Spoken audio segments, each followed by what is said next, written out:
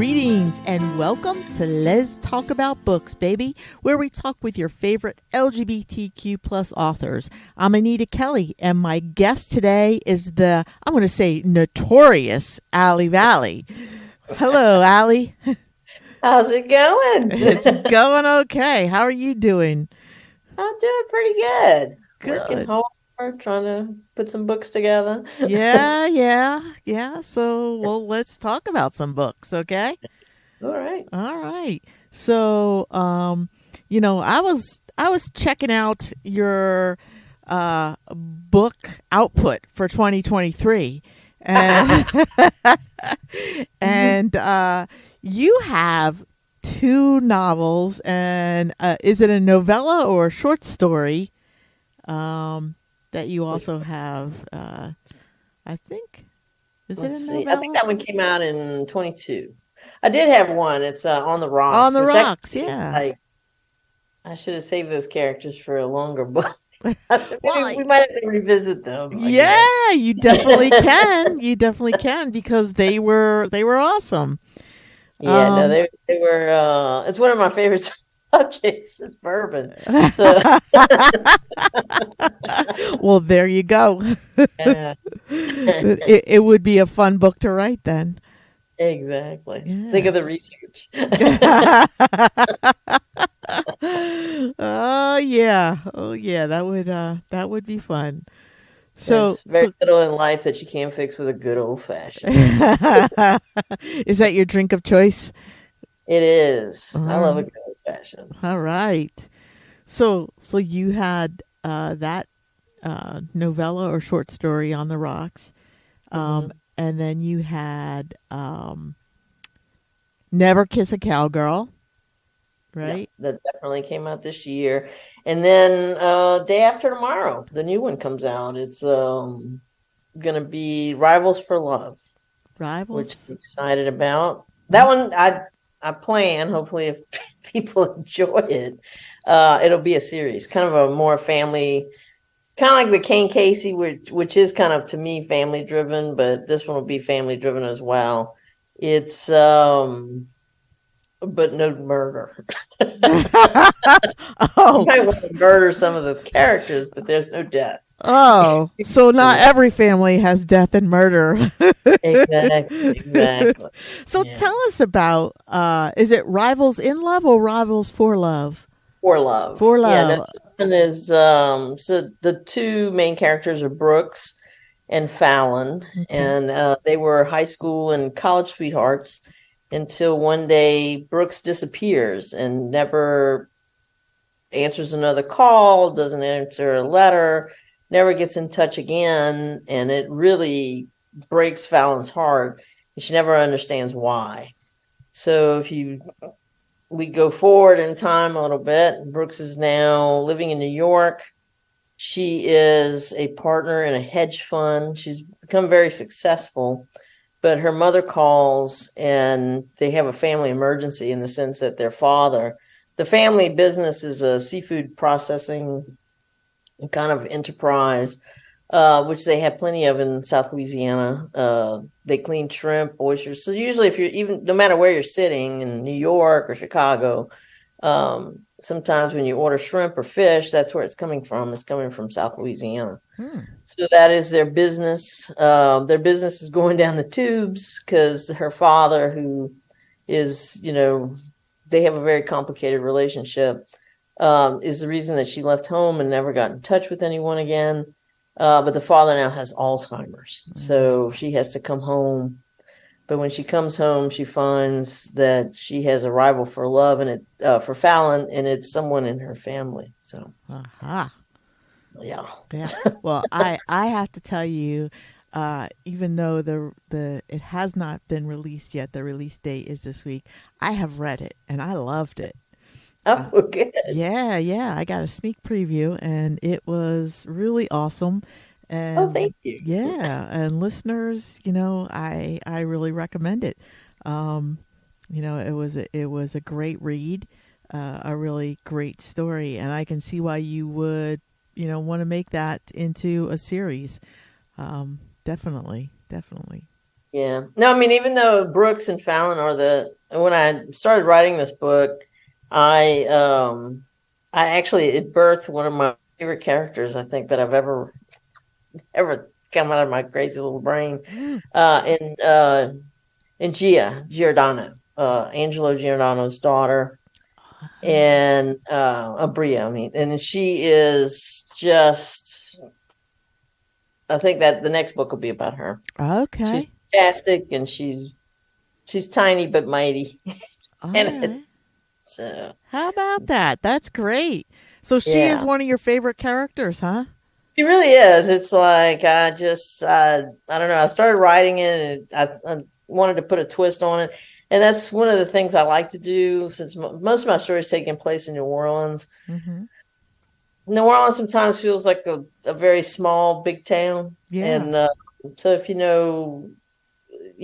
have a tendency to know a lot of people, even though a million people live in New Orleans. Mm-hmm. So you'll see a lot of cross hatching in the book. So you'll find characters from one that you'll find in another book, and it's easy to do, and it's something that I like doing.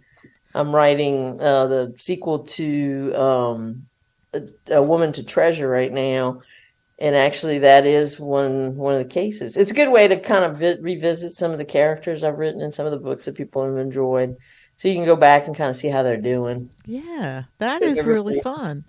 Yeah, so it's kind of a Easter egg kind of thing. Sometimes you'll find some of the characters from some of the other books in these books, and they don't have a starring role or anything. But if Miss Giordano is going to be the next kind of protagonist in the next book, you probably will see some people that you recognize, like Kane and Shelby and some of the other characters. But How about that? That is great. So, um, what makes Bria one of your favorite characters? I think it's just the I enjoy, smart, sarcastic women, and it's Okay.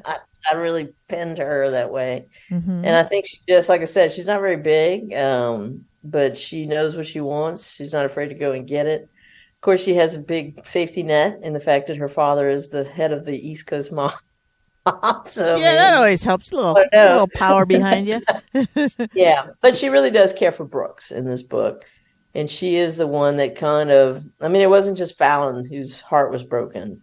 When you figure out why the reason that Brooks had to leave, Brooks left, and she was also very heartbroken, but was all alone, where she left, Fallon in a place where her family, her friends, can kind of heal her back to health as far as her love life.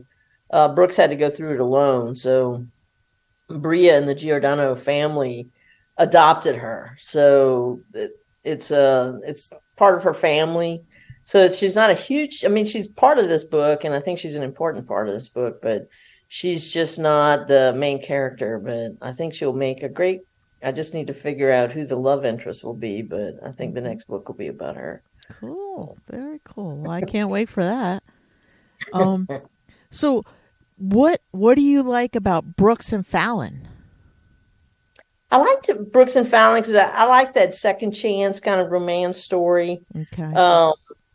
They're both kind of not perfect characters. They're both flawed in their own individual ways. But it's a good way. It's kind of a good journey as far as from broken to finding love again, finding a way to make a future, and kind of getting back on track on something that they had planned when they were in college. I mean, their plan for college was a happily ever after. I mean, you can't write a romance unless it has that. So this case, I gave away the ending.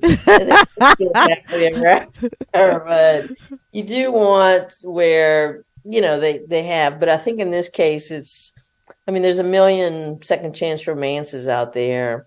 But I was hoping that this one had a bit of a twist in that why it broke and why they came back together. I mean, it's not that Alzheimer's fascinates me, but a couple of my friends now, you get to that point where you're in high school and everybody's having a great time and you're doing a lot of underage drinking. And and partying, and then you go to college, and then you get to a point, and I've already been through this, where you become the caretaker. It's not you reverse that relationship with your parents, Yep. and you end up being going to all the doctor's appointments and stuff. Yep. So I've lost both my parents. Thankfully it wasn't from Alzheimer's. I mean, I think that is just a very cruel disease. Yeah, it is. But some of my friends are going through that now. Okay. And it's like, what do you do with this person? Because the South has a lot of Catholics, and Catholics know how to lay on the guilt. Mm-hmm. But then you can't physically take care of someone anymore, and you have to put them in a facility, or do you keep them at home and have to hire somebody? So it's like, just listening to some of those, I thought that might be a kind of not a great storyline, but it's an interesting storyline, because I think a lot of people in my age bracket anyway are facing that right now. So it's kind of a reality that more than one of my friends is dealing with at the moment. So yeah, that's where that was born. Yeah. And unfortunately, I think, you get to a point in your life where you become like the sandwich generation, where you're taking care of not only your parents, but maybe kids or grandkids too, so a lot of people have a lot on their plate, when you get to no, that's when I was 19, I said I didn't want to have kids. I love kids, so I just didn't want any. Yep. Oh, I hear you. No, I'm not 19, and I was right.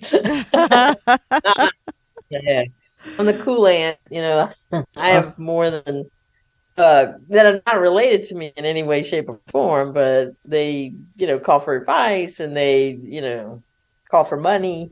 I'm not sure how that happened, but no, it's like I said, it's one of those things where, and in my case, it was a little different, because my parents, I was trying to explain that to somebody the other day. It's like, I speak Spanish. I speak Spanish fluently, and, enough to be able to, volunteer for the domestic violence program. Mm-hmm. So if it's a Hispanic, now for some reason the court won't give you a translator. So I go and volunteer, and that's so nice. I speak conversational Spanish. Okay. And I'm not, like, technical terms, the legal terms I've learned, because like I said, I'm in court more often than not. With some of these, when it's court dates, I'll spend like 2 or 3 days. And thankfully I have a job, since we fund the domestic violence program, and I'm able to do that. Oh, good. But when my mom was diagnosed with pancreatic cancer, the first thing she was diagnosed with before she died of pancreatic cancer was breast cancer. And then so we went to the doctor, and then they spoke conversational English. So, because English was their second language. Mm-hmm. It was mine too, but at least when I was 5, when I got here, so I kind of lost the accent along the way. But when you're sitting there and they're talking about like radical cells and all this other stuff, I don't know how to say that in Spanish. Yeah. How does that translate? So it was like, what the hell? So thankfully I found an oncologist who actually was Hispanic. So it made it a lot easier. Yeah. But I still went to every appointment to listen to, the explanations of what was going on and everything. Yeah. So it did take a huge amount of time. And I'd do it all again. I mean, if I could get them back. Yeah. Yep. Both, they died. And like I said, they both passed away, and it was very sad. But yeah. They're not, I don't know if you've ever been through pancreatic cancer, but it's not a picnic. Yeah, no, it's not. It's definitely not. It's a rough road. I know that. Yeah. Wow. I'm sorry to hear about your parents, and it's something that I think as an adult, you were never taught to. Yeah. They were always there, right? And then when they're not, it's like I still find myself thinking, I got to tell my dad that, and it's like, oh wait, I can't do that, Yeah. Or it was, my dad was one of these guys that could fix anything. He always had a solution some way or the other. Yeah. But my mom was the kind of person you wanted to sit next to, like at a wedding. Yeah. Aww. It was very sarcastic. And it was, One of Oh, those but people that if you didn't have anything nice to say, he'd sit next to me kind of thing. yeah, yeah. But no, I miss her humor and she was just one of those people that she was, with a one good thing about her was she was a great storyteller. Yeah. That's one of the things I really miss about her. I mean, Well, Allie, I kind of think that you're a bit of a storyteller yourself. Um, I kind of, get the impression that you're like this natural born storyteller. Um, well, I think I inherited that a little bit from my parents. They it was quite a my brother was kind of a bullshit. He was a storyteller. So he would tell people we actually rode here in a bathtub from Cuba, and that is not what happened. did people believe him? I think he did. And it was like, oh my God. So, but my mother was just, she had all these great stories, and especially how, when we got here and what happened. And I was young. I mean, it was, like I said, we had a interesting relationship with our parents because they, English is very hard to learn how to speak when you're past 6. Okay. And then, so they always spoke with an accent. And my brother and I actually we got here on August 13th of 1968. Okay. And we started school in September. And so I actually failed the first grade. It's like, it wasn't until like later on in the year, it was like, oh, that's what you were saying. I understand that now. There was actually a nun from Guatemala who we would sit with after school. Aww. And eventually we learned how to speak English. So we were like, 10, and we bought cars, we bought a house, it's not what a normal little kid would do. Yeah. He was like, and they could never help us with our homework and that kind of thing. But as they progressed, they learned how to read and write and speak in English. They never spoke without an accent, but they did speak English. And we were lucky. My dad was a machinist, so he spoke, you just have to learn how to speak math. And you could become a machinist. You don't have to really communicate with anybody. Yeah, yeah. But so when we got here, it was, when my mom got sick, and I went to like every chemo treatment and everything. And we would sit, and she reminisced about all those old stories. And it was just, it was actually pretty nice, kind of fresher as far as, how we got here and how that happened and everything that happened after. But those are so great stories. it's just one of those things that even though I do love to tell stories, I love to listen to stories as well. Because I think if you give anyone the opportunity, they will tell you their stories. Some are a little bit more interesting than others, but you're so right. You're so right. They definitely will. Yeah. And I wonder, do you take some of your mom's stories and incorporate them into what you write? Yeah, actually, I was talking to MJ Williams when we were in P-Town a couple weeks ago. Uh-huh. He was telling me, he said, and you guys didn't get arrested, huh? Yeah. No, him and Gene Copeland were telling me, they were like, oh my God, because I told them some stories about my mom, because my mom was hilarious. And they were like, oh my God, you got to write a book about this woman.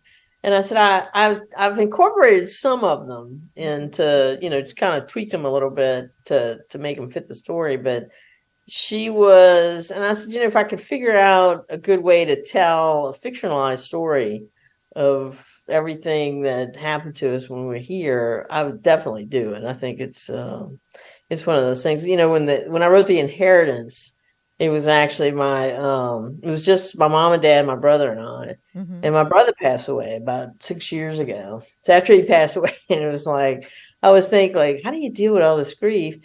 Well, let's write a book about it. So I wrote a kind of a fictionalized story of his life. And so no, he did not have an illegitimate baby. But I thought it's okay if he did. Yeah, no, if he knew him, he would probably, wherever he is now, he's probably done about it. So I figured he would like it. So it was a good way to deal with grief, but through a lot of humor, because Yeah. I try to put as much humor as I could. I mean, I even had to laugh in the editing process because I figured the easiest way to write the death scene was just to write what happened. Yeah. And they were like, well, I don't know. This doesn't seem. It's like, oh, no, lady. Exactly what happened. Wow, wow, wow. How about that? Yeah, so it was the easiest way to do that. But no, that story was just, it was fun to write. And like I said, sometimes I would love to go back and revisit some of these people. Mm-hmm. And then so I think I just figured out how to do it. So I'm writing Moments to Treasure instead of A Woman to Treasure. And Oh. so if everybody remembers second season, which I wrote right after Katrina. Katrina's been quite a few years ago. Yeah.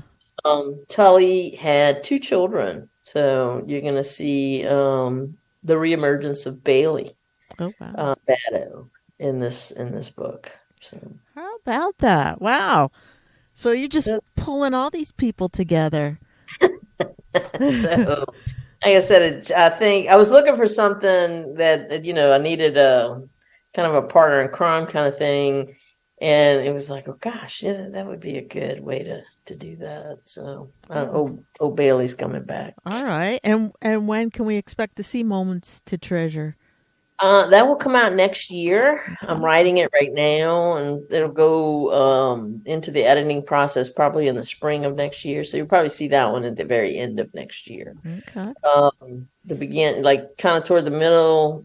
Well, middle of next year will be the new Devil, the Devil will come out next year. So I think that's the 8th book in the chronological order of those books, and then 9 if you consider the prequel, Heart of the Devil. So Wow. And so what is Casey Kane up to in The Devil You Know? he is now got a lot of kids at home. Oh boy. She's got a Russian problem. So it's still,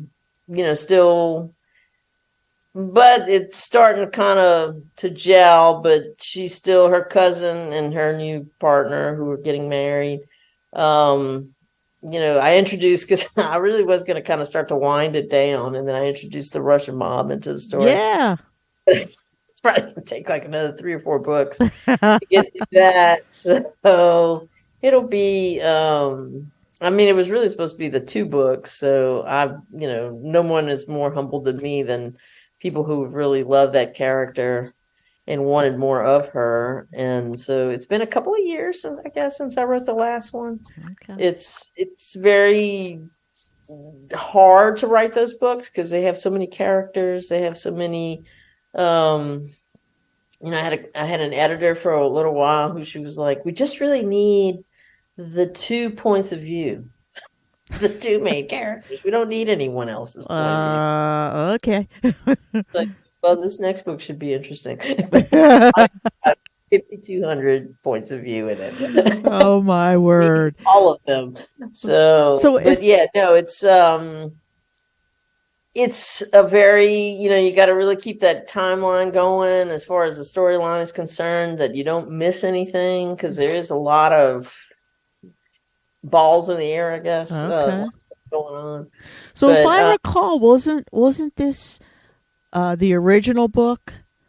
Didn't they break that down in the 3 book? That got printed, but not the original one that I wrote. The original one, the first one that I ever wrote was Carly Sound, and I turned that one in, and then it needed some editing. It needed a lot of editing. And then so when I talked to Rad, she said, well, do you have anything else? And I had actually worked on this story for probably at least 3 or 4 years. I started writing it. I would put it down, and then I'd go back and reread it. And I just love the genre of the crime family, the organized. I don't ever know why they call it organized crime, but I guess they're as opposed to unorganized, like really. They got their act together, I guess. Call it unorganized crime, but it's just such an interesting thing to me. And it's, if you've ever read, not just watched the movies, but actually read The Godfather. Oh yeah, I read that as a It's just kid. a good book. Yeah, I mean, I read it. I have one of the original first printing of it that somebody gave me like years and years ago. But the book is actually the first two movies, which were the best.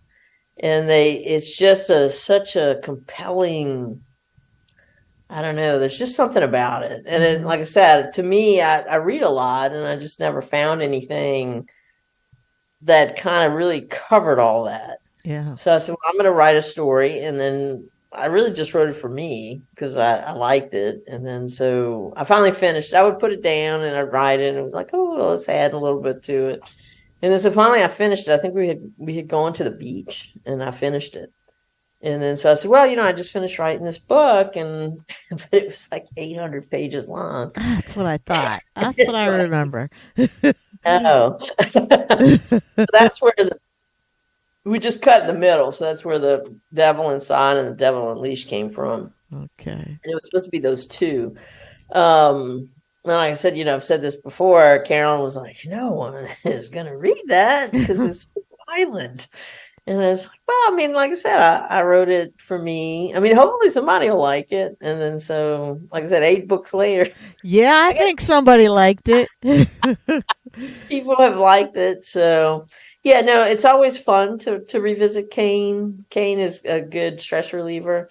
It's how you wish you can handle problems sometimes. Today I was been dealing with difficult people, so it'd be nice. And it was like, okay, are you gonna do? We're just gonna turn this machine on. We're just gonna feed you right through it. the Casey Kane school of how to deal with difficult people. How to deal with problems, but it's one of those things where it's just not. Like I said, I would have thought by now people, and so it's been a while since, I went to GCLS this year and talked to a bunch of people, and I went to P-Town, and that's usually the question that comes up. It's like, when is the next devil going to come up?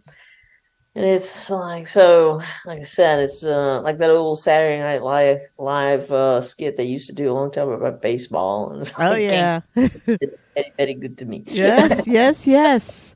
So do you think is that the novel or the series that you've received the most positive feedback about, like from readers? Or is there something else that you think? One of the ones that I still get emails about, and it depends on which side of that spectrum you're on, is Carly Sound, actually. I can believe that. I've gotten a lot of feedback, whether you're going through cancer or you've lost a partner to cancer or someone that you love to cancer. And it's, the reason that I wrote it was because, my partner at the time was going through cancer and chemo and everything else. And it's not an easy thing to do because you always have to be upbeat. You can't go into the hospital room and just sob. It doesn't go over well.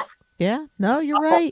Yeah. So you do have to be upbeat, and you have to be, a rock as far as that they can lean on, and, try to find some humor that will kind of brighten them up a little bit, because chemotherapy sometimes is just a real bitch. But no, I remember, Carol went through surgery, and we were sitting in the hospital room at she was in the hospital for about 3 weeks, I guess. And it was, and then for some reason, I'm not sure why, all the nurses would come in the middle of the night and discuss all of their problems. And it's like, we have enough problems. You share yours. Oh, my word. But, we gave a lot of life advice, I guess. But, no, one night she said, I just never really planned for this. And it's like, well, who the hell does? Well, I think this year I'll have cancer, and I'll just go ahead and get that out of the way. Then I won't have to worry about it anymore. It's not how it works, but yeah, right. Yeah, so in our case, it was so like I said, it's like my brother passed away. I think it was The Devil Be Damned was when my mom was in the hospital, actually, and she was passing away. So it's a good way, to write it onto the page. and I and I think that was one that it was like, I don't read reviews that often, Mm-hmm. but I happened to be, I was looking up some things. I needed like the number of the, on Amazon of the actual book, Mm-hmm. because I had to write, because, of course, all these people, you write a book and then some people want to steal it. So I was looking that up, and I happened to see they had a new review, and I think it was The Devil Be Damned. So I was in the hospital trying to finish it, and my mom is in the hospital because she's dying. Yeah. Somebody was like, "You wrote this, but you seem very distracted." I'm so glad you picked up on that. Somebody actually wrote that? Yeah. Well, I mean, I give them credit. They didn't know that I was in the hospital. Yeah, but still, wow, that's pretty insightful of somebody. Yeah. So it was like, well, I'm glad you noticed that. So it's like, that is how I deal with grief. Yeah. It's like, it's Cathartic to write it out, right? right? But it is very cathartic to put it on the page, not to get rid of the stuff, but eventually you get to a point where you could just think of the funny stuff that happened and not. Yeah, it gets better. It does. Doesn't ever go away, but it does get better. Yeah. No, time is the best healer, I think. Sure is. Yeah. And I got to Carly Sound. That was you wrote that like a while ago. Years ago, probably 25, 26 years ago. And that's still, I think, one of my favorite books. Thank you. Yeah. It was like I said, that one is really the only one. I don't really plan anything. I'm a pantser, and so I just start writing. That surprises me, Allie. Yeah. I don't really take a turn, and then sometimes you get handed these gifts. So I'm writing the treasure hunter book right now. Mm-hmm. So I started it, and I was trying to figure out, like, how do I get back into this? Do they find something else that they got to hunt down? And then there was a huge earthquake in America. It's like, I feel horrible for those people, but it was great for me. There you go. Yeah, it's like, if you remember that old, when Angelina Jolie was Tomb Raider. Yeah, yep. They had the big earthquake. Yes. So it's kind of like the same thing, since they're going back there, to visit and to do some stuff in Marrakesh, since that's where Yasmin is from. It was like, when I saw the news at first, I said, sometimes crap happens to you. You like, it was quite a few years ago, and I'm trying to think of which devil book I put that in. But I was telling him, I said, this year, for some reason, we had a huge, bad love bug season. I don't know across America if people have love bugs. I mean, in South Louisiana, these things are a menace. I do not know what a love bug is, actually. Yeah, you have to look it up. They're these little black bugs. They don't bite or anything. They call them love bugs because they're attached at the butt. They're attached to each other? They're attached to each other. Oh, my. And they're able to fly. I guess one of them navigates, but they both flap their wings. And they're minuscule. They're not even a fourth of an inch big. They're these tiny little black bugs, like a little bit smaller than a fly. I see them, yeah. And and they like to hang out on the highway, so that when you drive through them, it sounds like it's raining, but it's not. Their little bodies are eating your paint as they. Are you serious? On yes, because once you hit them going 90 miles an hour, they just get all over the paint, and it's just a real hard thing to do to get them off. So the windshield now, I just bought one of those little paint scrapers, so I go out there and scrape my windshield. Goodness. No, these love bugs are just a pain in the butt, and it's like, well, we end up. So, like I said, it's one of those things that you sit there. So as I'm scrubbing my car down, I start to come up with different ideas about, like, what the hell to do in some of these things. But I'm trying to think why I brought up love bugs. I lost my train of thought. Trying to figure out what the I book. think we were just talking about things that happen in life and how you can incorporate them into Yeah. your So no, in these story. cases, these stupid little bugs are just. So we were talking about them at at P Town, and Okay. somebody was asking me, and I was like, well. I said, it's stuff that happens in South Louisiana that doesn't happen because I'd mentioned love bugs and everybody's like, well, what the hell is that? Yeah. And it's like, so stuff that happens here doesn't necessarily happen anywhere else. No, it doesn't. So, yeah. And I said, sometimes it's fun facts that you could put in books and you don't necessarily know, you Uh-huh. teach somebody something. But some of the people that I've met in life, and like I said, if you give people the opportunity to tell you their story, it's kind of interesting. So Kane Casey actually is based loosely, Uh-huh. use air quotes on that one, on a real person. Oh. He's not female. He was male, but he owned a restaurant in New Orleans. And the job that I had, I got to meet him, and he was a fascinating guy. He traveled around with guards during the day and different guards at night, and he was allegedly in the mob. Huh. So How he about that? was a chef. He wasn't, didn't. I'm not really sure why a chef needed bodyguards. Yeah, that's a little Yeah, this guy unusual did. unless he was trying to keep his kitchen secrets really close to home, you know? So like a love bug that only obviously exists in South Louisiana. Yeah. Because no one ever heard of these things. No. Um, in this case, because people come to South Louisiana to travel, Mm-hmm. and they go, and it's like we've always been known, especially New Orleans, has always been known for their food. Mm-hmm. If you're a foodie, New Orleans is the place for you. But unfortunately, sometimes you go to these places and they're real touristy. And it's like, so in this book, you kind of get a little, in Rivals for Love, you get a little bit of Louisiana history as far as like food, in the sense that, one of the lessons is, and one of the people in the audience they actually lived somewhere in Massachusetts, but they're actually from South Louisiana. And I said, Oh. gumbo should never, ever, not ever be red. Yes, I remember that. I remember that. Yes. And it is not. So if you go to a restaurant, you come here and you go to a restaurant and they serve you gumbo and it's got tomatoes in it, leave. Just pay and leave. It's supposed to be brown. Yeah. And so like love bugs, it's Yeah. it's very unique to hear. Yeah. So if you don't know, so I like to put those little tidbits in there, like I have to ask you, does gumbo contain okra? it does. It depends because a lot of people okra's kind of like liver. You either love it or you don't. Yeah, it's a little slimy for There's me. no in between. So it's usually shrimp and okra gumbo. Oh, okay. But I think the temperature finally today dipped to 70. Oh, nice. It's been like 89, and it's the end of October, so that's just really wrong. Yeah. So Caroline actually made gumbo yesterday. Did she?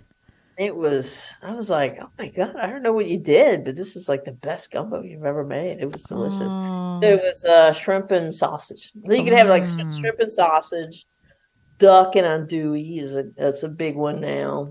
Shrimp and okra. You could have shrimp and crab. Okay. So it just depends on I personally love okra. Do So you? Okay. it's not once you get it in that gumbo, it kind of cooks that sliminess out of it. Okay, that's good to know. So it's not it thickens, like the slime, I guess, thickens. That is not good to know. Yeah, well, no, I mean it's a good thing because gumbo is not supposed to be watery. Yeah, It's supposed to right. be a little thick, not to the point. If it's too thick, it's stew. Yeah, right. It's but yeah, no, it's like I said, it's one of those things. Like we went on a Viking tour. This was probably, I'm trying to think, it was before the pandemic. We had taken a trip, and I just not just one of the things that I've never like wanted to do. I have a bucket list. It's on my desk, and I'm checking. Check something off, but it's a huge bucket list, and it's been checking off stuff as fast as I can. And one of the things was that's not on it is a cruise. I just not a cruise person. I mean, some people love cruises, don't get me wrong. But we took the people I was going with get seasick. So I said, well, I just don't think that would be fun. Yeah, you're right. Growing up the whole time. So we went to from Prague to Paris on a Viking cruise, and one of those river cruises. Yes. So, like, for the first 3 days, you're stuck in this boat. I mean, they do let you out. Yeah, right. Wherever you're going. But you're going under all these little, like, very low bridges. So, unless you want to decapitate yourself, you can't go outside. Yeah. So, you're stuck inside. And it's a very tiny little room. And we did have a balcony, Oh, that's good. That, yeah, it could be. But anyway, we're on this cruise, and one of the things that people kept telling me is like, "Oh my God, you're gonna love the food," and I was like, "Oh, great! I can't wait!" And then we got on the boat, and people came out and was like, "Well, how was the food?" And it was like, "Oh, it was all right. It was not. It take a lot to." We're from New Orleans. Yeah. Everyone talks about the food on cruises. I have not been on a cruise. It's just not something I don't think I would like. We have talked about doing a riverboat cruise, but or an Alaskan cruise. That's about the only thing I think we would do. But everyone talks about the food and how great it is. So it's interesting that, you're like, it's just okay. It was all right. Yeah. So that must speak highly about like where either someone cooks really well for you, or you're gonna pick somebody who's a great cook. Yeah. It's like a good old Cajun girl is definitely a big plus. Yeah. How about that? That's awesome. Yes. I mean, she grew up. Carolyn's father actually was an oyster fisherman. Oh, really? That's what he did. And so she grew up eating raw oysters, which is something else. No. I love them char grilled, and I love them, fried and stews. And there's a place called Mosca's, and they make oysters Mosca, and that's actually very good. Okay. But in a shell. Yes. You don't like that, huh? No. There's a I think it has to do. It's kind of like liver. It's like, when you're cooking liver, it smells delicious because it's beef. Let's give, Yeah. But it's just the texture. There's something about it. It's like we just went to Japan in June. Mm-hmm. And people were like, how was Japan? And it's like, it's a beautiful place that just, no. No. A lot of raw things. And I like sashimi as much as the next person, but raw shrimp. I'm from South Louisiana. Yeah. that is just unheard of. Yeah, I hear you. And I think that you grow up with a certain cuisine, and it is a little difficult to go somewhere and eat bugs. Yeah, no, it was just not a. Yeah. No, I think it was by day 12, because we went on a tour. There's certain places I'd rather go on a tour because that way you get to see a lot of stuff. And I have people sit there and tell me about it. Yeah. Like everything in the museum. Yep.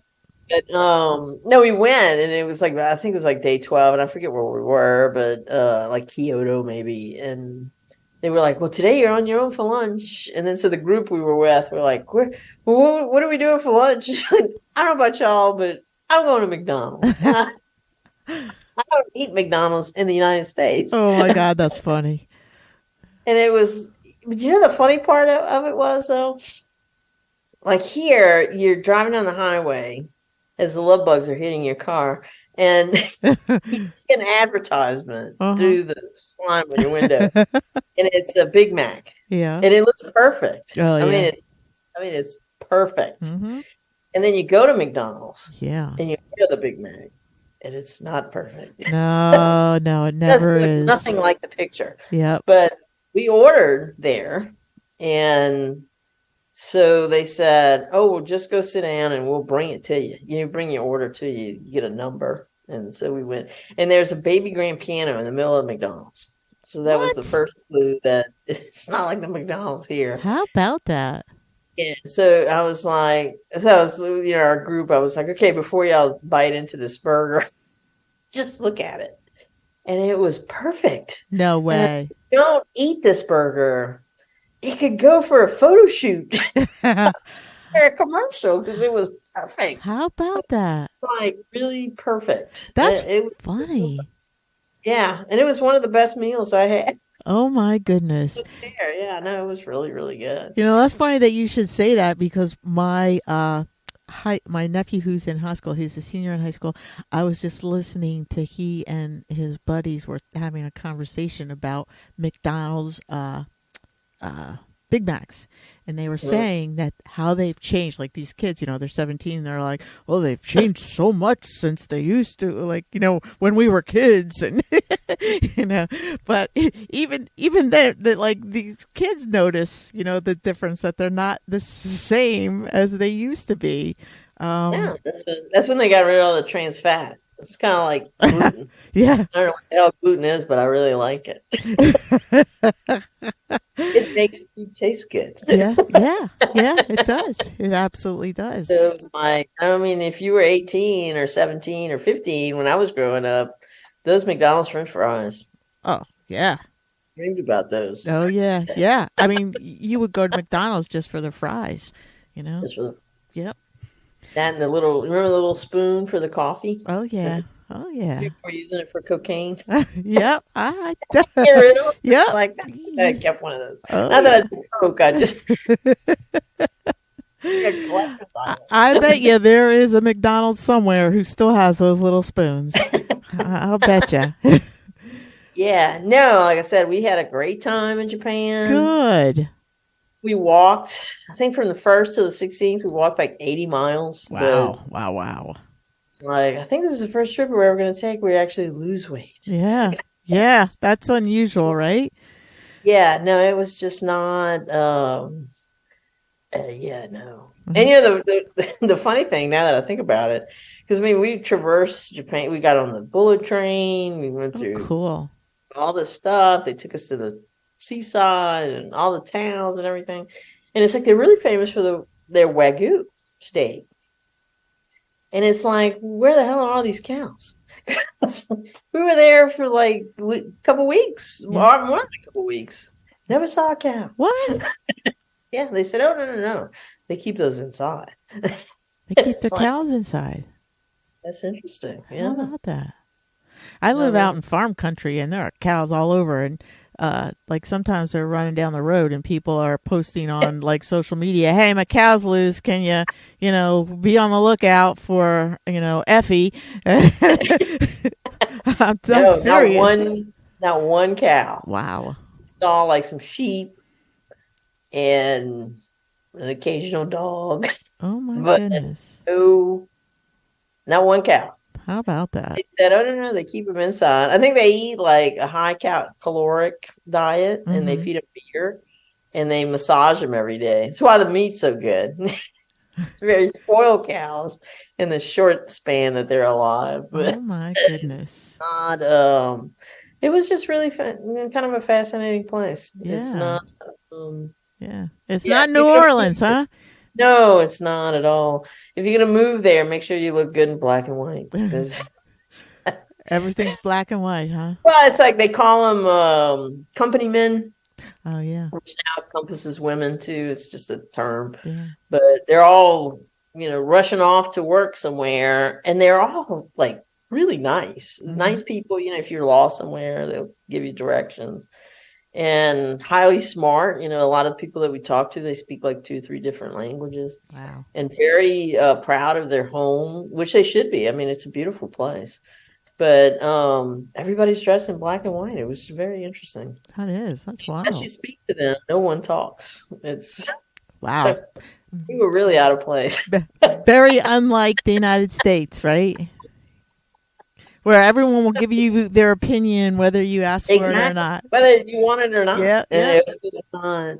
Yeah, no, we took a lot of Ubers while we were there. We had like free time. Yeah. And it's I love talking to the Ubers and the but yeah, no, they because they meet people from all over the world And but yeah, no, I would go back in an instant because it Mm-hmm. was really, really kind of fascinating. Oh, that's cool. But yeah, no, it was just like I said, just bring snacks. So, so Allie, I'm hearing you were this year, right? You were at Golden Crown. Um, hmm you were at Women's Week up in P Town. You were in Japan. Were you anywhere else? I'm trying to think if we've taken any other trips this year. Japan was our big one. We're Mm-hmm. actually in a couple, 3 weeks. We're leaving to go to Iceland. Oh, Not for awesome. very long, but the Aurora Borealis is on my bucket list. Yeah, cool, cool, cool. You have But to especially post. this year is like the one of the best years to see it. So hopefully, Yeah, post some pictures. I definitely will. No, that Yeah. is one that I'm really looking forward to. So, I so talked to a couple of people at P-Town, and they said they had just been. They did there's a big ring around Iceland. It's a road that you can take, and it's they did it this summer. oh, You know, it's land of ice and fire. There's a yeah. lot of volcanoes there and stuff, a lot of waterfalls, How that kind cool. of thing. So we're only going to be there like 6 days, and then we're That's going to New York ahead of time to see. We're going to be there for Thanksgiving. okay. See Nice. me on the street, stop and tell me All hi. right, all right. Maybe I'll see you at the parade. So you in addition to all these trips, you have managed to publish 3 books this year, and you have The Devil You Know is coming out. I'm assuming that's all written, maybe in editing. Yeah, that one's in edits Okay. right now. And And then you then have Moments I'm to like Treasure. about 25,000 words into that one. So that one, What do you, how do you get all this time? What do you do? And you work. I do work. No, I sit like on the weekends. I try to write at least an hour or two a day. Really? So I'll spend like I'll get up in the morning early and I'll try to get in some words, and then at lunchtime I do the same thing. And then if I'm watching TV, I can multitask. I did it, all through high school. I would do my homework and watch TV at the same time. So, Yeah. and then I love to cut grass. It's one of Uh-huh. my Uh-huh. big hobbies. Uh-huh. Is to cut grass. So when I'm on the lawnmower, I sit and I think about, like, kind of run through where I am, that kind of thing. So it's a process. But like I said, I guess it would be easier if I planned books. The only book that's ever come to me with a beginning, a middle, and an end, I wrote it in about a month, was actually Carly Sound. It was the only one that's Oh, ever come like that. And then the rest, it's I usually don't ever end up where I think I'm going to end up, yeah. and it's not necessarily a bad thing, I guess. No, no. They all have great But, endings. yeah, no, the characters sometimes they take their own path. I just, me and my fountain pen are just there to tell their story. So, So where can our listeners find all your books? the if you're looking for Audible books, or where you want to listen to them, because I did meet a couple from Mrs. Alabama this year, and she had a brain injury, so she said she can't read as much anymore. So all of the books now are all on Audible. So if you Okay. look up Allie, and you look up any book, you'll find it on Audible, so you can listen to it. And then Amazon has all the books, as does Barnes and Noble. But the easiest place to find them actually is on Bolstroke's website. Okay. So it's www.bolstrokesbooks.com, and you'll Okay. find them all. All right. Awesome. So we will be looking for listeners. It is coming out this week. Rivals for Love comes out November 1st. Um, this past, I think it was maybe May or June or something. Never Kiss a Cowgirl came out, so that is another new publication by Ali Valley. And then she also had this short story called On the Rocks, and we may be seeing more of those characters, so you should check that out. But yeah, you can find those at Bold Strokes Books or Barnes and Noble or wherever you purchase your books. It sounds like. So. Yeah, if you want to learn about cows, that Never Kiss a Cowgirl, it's a good place. All right. So, Allie, do you have any parting words for our listeners today? No, I just want to thank everybody. Like I said, it's, the pandemic really kind of put a quietus on us getting together and having readings and stuff. So it was really wonderful to see a lot of the old and meet the new faces that we saw in P-Town this year. These women were very excited about just books in general. They wanted to chat, and they just, like I said, if you sit and you listen to somebody's story, sometimes you never know, it might end up in a book. Yeah. So I just wanted to thank everybody. It's been nice to get back into the groove of not just writing, but to see the other end of it, that once somebody's read the book and they enjoyed it and they want to talk to you about it. Nice. I always enjoy that. So yeah, nice, really nice. So Allie, how could if our listeners wanted to contact you, would they go through Bold Strokes Books? Or? Yeah, actually, if you look at my the page that I have on, you'll find my email address. So, and I answer all of my emails. So nice. It take me a while, but you'll get there. But I will send you an answer. You're a busy person. Or if you look me up on on Facebook. I'm trying to get into all these other social media things, but I do have a job. It's hard to keep up with all that. But a lot of people DM me, and I answer those as well. Awesome. Questions about books or just when something's coming out, or just random questions about New Orleans because they're coming to visit New Orleans. I'm always happy to answer those. Oh, that's wonderful. That's so nice of you too. So, Allie, thank you so much for being on the show today. That's all the time we have. And I'm Anita Kelly, and thanks for joining Liz Talk About Books, baby. So until next time, may your journey be lighthearted, peace be plenty, and be safe, folks.